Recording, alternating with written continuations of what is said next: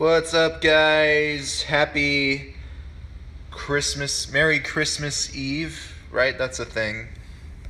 Josh here from Momentum Productions. How is everyone doing today? It is the coldest it's ever been in LA this year. It's like 48 outside, and it's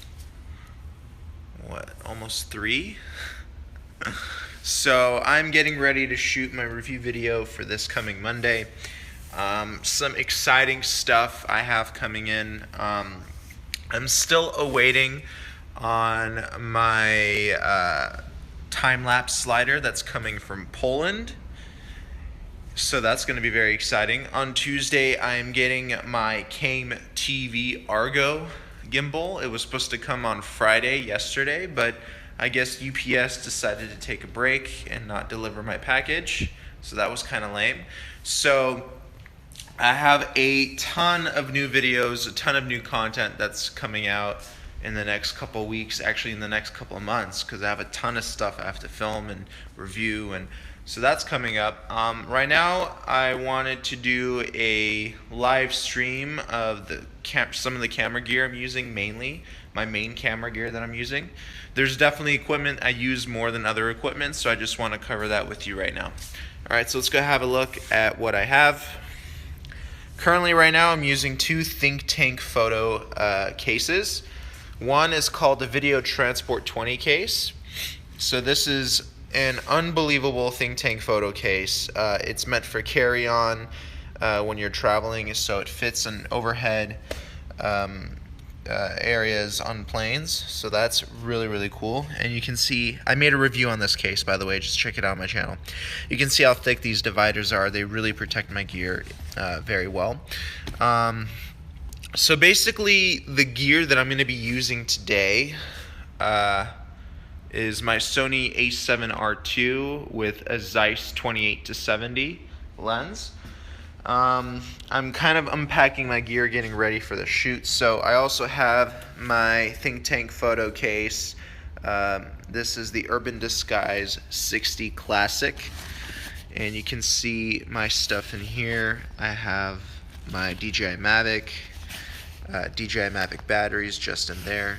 DJI Mavic remote controller. My a7R II goes in that slot there. I have my Rokinon 14mm lens, and I have my Canon EF adapter to E-mount right there in that slot. So I'm going to be taking that out and setting up my A7S. In this case, I have all of my audio gear, actually, and some cameras and lenses. I have my Zoom H6, which I will definitely be using today, especially if I'm using more than one camera. I just hook up my lav mics to this baby, and it really does wonders with sound because it takes away a lot of noise. So I never hook up the mic directly to the cameras anymore. Ever since I got my H6, yeah, I never hook it up to the camera anymore. So I always rely on my H6 for getting the best audio. I also do all my voiceover work on my Zoom H6. I will also most likely I'll be using my Joby GorillaPod. This is, I honestly, dude, this is this is a tool that I use non-stop. There hasn't been one day where I went without using the Joby. This is their biggest model. I forgot the name of this model, but this is the model for their biggest GorillaPod. So it's meant to carry, I think, up to 12 pounds, but I never put more than 4 or 5 pounds on it.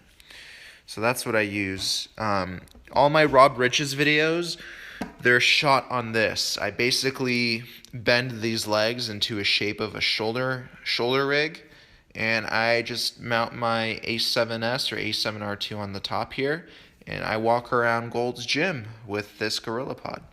So I use that.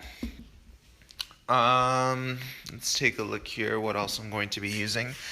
For my audio today, my microphone, I will be using the Rode Link This is not broken. This is just like a precautionary piece of tape I put on here to prevent the wires from, bending or breaking. So I put like little tape. Looks weird, looks ghetto, right? But yeah, it's holding up well. It's keeping the wires in good condition. So I put a little bit of electrical tape. So that's like, that's what I keep on there to keep it safe. So I'm using the Rode Link, and I'm going to hook it up to my H6. That's the receiver.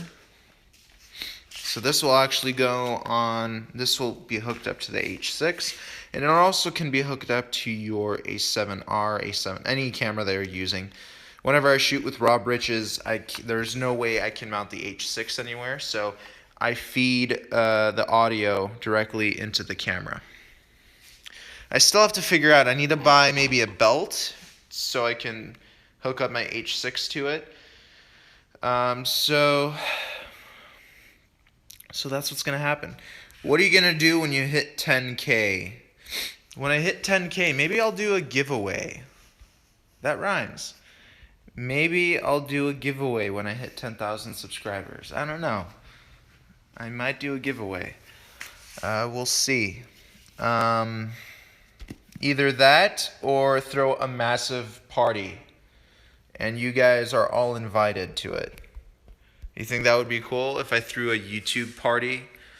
10,000 subscriber YouTube party. All you guys are invited. So I appreciate all your support. Alright, so let's keep going here. I have the Rode Stereo Video Mic Pro. This thing I use at least 3 or 4 times a week. This is actually really good for capturing ambient noise. So let's say you're in the park or something like that, and you want to get like the sound of the dogs barking or the kids playing in the playground. You want to get that nice ambient sound. This is the perfect mic for it. However, if you are interviewing somebody, the Rode Stereo Video Mic Pro doesn't have that long range like the Video Mic Pro does. I don't have the Video Mic Pro. Because I actually have the Rode NTG2, which is right here. It's on a shock mount. It's kind of hard to get all this stuff out, but this is the Rode NTG2. If I ever do need to get long range and really good sound quality, I will mount this onto my camera and then have an XLR out feeding directly into my H6. So if I ever need that long range, this is the mic I'll use. Or if anything, I'll use a lav mic since they're the easiest to use. This is going to require a lot of cables if I do decide to use it. It does have a preamp, but the preamp only does so much when it's not hooked up to a professional recorder like the H6. Okay, so we covered the mic. This is actually the dead cat that goes onto the NTG2. And this dead cat, I think it's like 30 or 40 bucks on Rode's website. I've had 40 mile per hour winds, and this thing covers up all that wind noise when I put it on a mic. So it's pretty awesome. I also have these Sennheiser G3s. These are also really awesome production quality mics. I still prefer the Rode Links. Because with the G3, I do get static quite a bit. The main difference between these mics is that the Rode Link uses Wi-Fi signal, I believe, and the Sennheiser uses radio frequency. So I tend to get more noise with the Sennheiser than I do with the Rode. So I do prefer the Rode over the Sennheiser, and the range on the Rode is longer too. Okay, what else do I have here? A camera that I'll also be using today is the Sony A7S Mark I. I think I'll be getting the Mark III when it comes out. I did not get the Mark II. I have the A7R Mark II, but A7S Mark I. I think I'll get the Mark III when it comes out. Let's see here. I have this just in case. This is a Audio-Technica Pro 88WR. The microphone itself is actually phenomenal, but the receiver and transmitter are not that great. Range is not good, and I get a lot of noise and static. So the receiver, transceiver, not that good at all. But the mic is phenomenal. I also have my good old trusty Panasonic GH4. This is an awesome camera. I use it mainly for vlogs now and for wide shots because it has autofocus. So I just put this camera on a tripod, let it do its thing because it's a very reliable camera. And it honestly, it's a video camera trapped in a mirrorless camera body. It behaves exactly like a video camera, which is why I like it so much. So I keep that in there. Okay. I also have an emergency LED light. This is 120 or 160 LEDs. I don't remember. I think it's 160. So this is, whoops. This gets me, I think, 4 hours of battery life, which is not bad. But it uses 6 batteries, not 5, but 6. I think there's one hiding in there. Yeah, 6 batteries. So it does drain pretty quickly, 4 hours, 6 batteries, you know. But the power that this thing gives me is pretty crazy. When these things first came out, they cost like, I think, 80 bucks. But now they're, I think, 20 or 30 bucks because LED is a lot cheaper than what it used to be. But yeah, that's that. Let's put this back.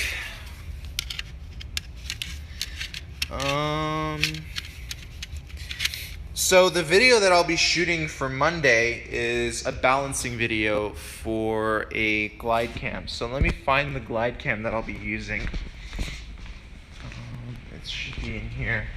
A lot of people ask me, here it is. A lot of people ask me what stabilizer I'm using. And to be honest, this is a custom stabilizer that I built myself. I didn't manufacture the parts, I just assembled this stabilizer myself. So I had 4 stabilizers, 4 different ones, and what I did, I took pieces from each of them, the best from each stabilizer, and I put it together into one unit. So this is the Wieldy. I don't think they exist anymore. I think they went out of business because I can't find them anywhere. This is the Wieldy sled system. This is a Lang gimbal from one of their units. I don't remember which one it was. I think it was the P4 or P4S, something like that.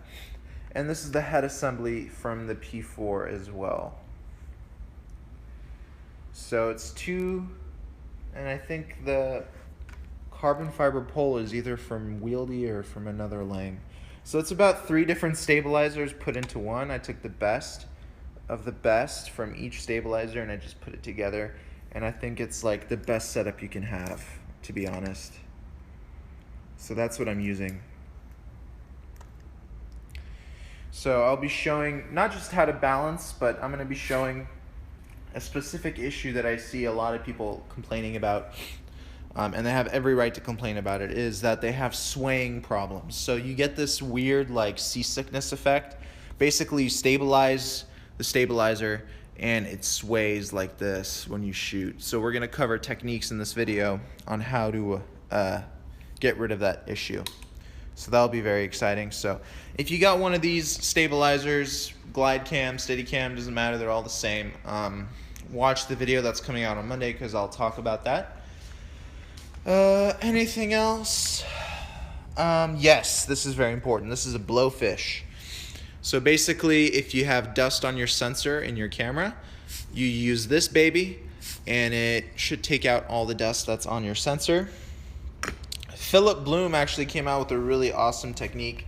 What he did, he took a lens or a body cap. See if I can find one here. he took a body cap. So he took one of these body caps off, right?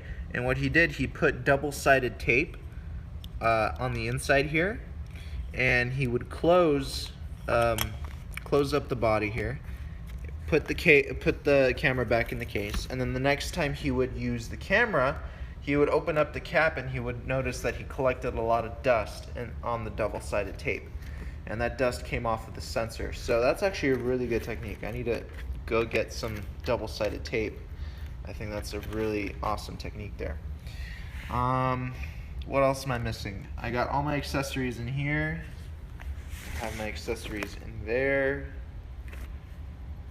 And I think that's about it. I will be editing with my new MacBook Pro with Touch Bar. So I'm excited to, this is my second video I'll be editing with it, so I'm excited. And that's how I do my videos, guys. So yeah, so stay tuned for that video that's coming out on Monday. Hopefully, if you spread the word, I will hit 10,000 subscribers by mid-January. That's the goal. I wanted it to be by January 1st, but I don't think that's gonna happen. I want it to, but I don't know yet. But mid-January looks like the time I will be hitting 10,000 subscribers at this rate. So I really appreciate you guys supporting my videos. I remember starting off and having only 1 subscriber. And then I created the slider tutorials, and those went viral. And that's actually what started my YouTube channel. So if you're starting up your own YouTube channel, all it takes is 1 video to go big. All it takes is 1 video. And once you get that 1 video, you get your, you start building your credibility. And that's what it takes to become a YouTuber. All it takes is that 1 video. And then the thing is, after you get that 1 video, you got to start following up with that 1 video. So the content quality has to remain either the same or get even better. So after my slider tutorials, I came out with drone tutorials, and I came out with glide cam tutorials. So my glide cam tutorials went viral. My drone tutorials went viral. So now I'm kind of typecast as the drone, slider, and glide cam guy, which I guess I can't complain. That's 3 big things in filmmaking that are very, very important. So I'm pretty happy with that. I would like to start transitioning into acting as well. I've been acting all my life, over 15 years, mainly in theater. I've done some film work as well. But I feel like I'm more built for theater because of my voice and my projections. So maybe I can do some acting tutorials and show you guys that want to do acting what it takes. So that would be really, really cool. Yeah, so if you have any questions, let me know. I would love to hear them. Ask them now, and I'm getting started to shoot my review video for Monday. By the way, I forgot to add this. The minimum amount of batteries that you should have while you're out on a shoot is at least 5, especially for the Sony A7 cameras. You get about an hour 20 minutes if you're lucky with the batteries per battery. So at least have 5. I have 7. So that should be enough because you'll constantly be recharging batteries while you're filming. So that should be enough. So at least 5 batteries. My GH4 on a single battery lasts 3 hours, and I have 5 GH4 batteries. So that's 15 hours nonstop, so I'm good. My batteries outlast my memory cards, basically. So that's a good sign. So please, if you have any questions, ask them in this video. I'll be looking at this video later to make sure I answer all your questions in future videos. And I really appreciate your support. Have an awesome holiday season. Merry Christmas and Happy Hanukkah. And I will see you guys maybe even tomorrow. But I'll definitely see you guys on Monday. So stay tuned for my review video that's coming up. Actually, tutorial video that's coming up. And I will talk to you soon. Peace. Bye.